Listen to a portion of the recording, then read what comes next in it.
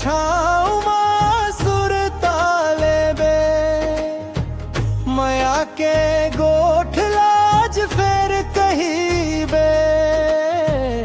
आमा के छाँव मां सुरताले बे बीते दिन के सपना ला फेर सजावे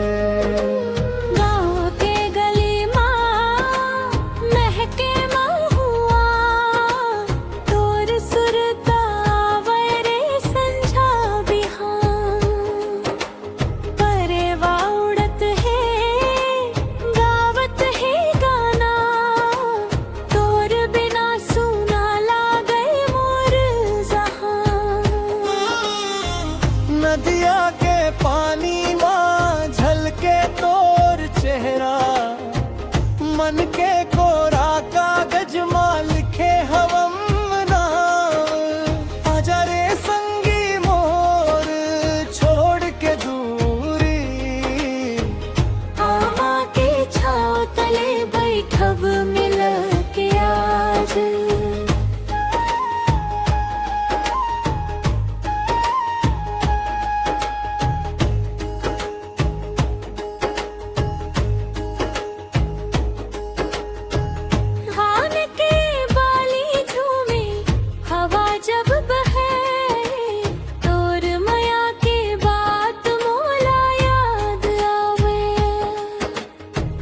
कोयलिया डार मां मीठा गीत गावे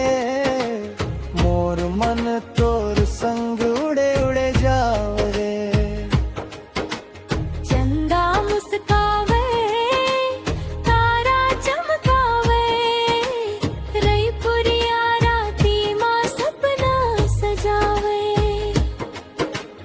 हाथ ला धर के मोर धीरे से कही जन्म जन्म संग रही वो ये बतियावे तीजा को राही मड़ी सजाही गाँव भर खुशहाली के रंग बिखराही नाचा गम्मत गूंजी बाजे मंदरिया तोर संग नाचब रे बन के जोड़िया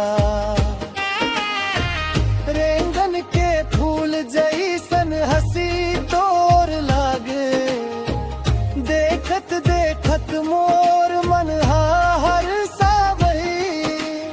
अंगना माँ के रे सुरताले रे मया के दियाला संग संग जराबे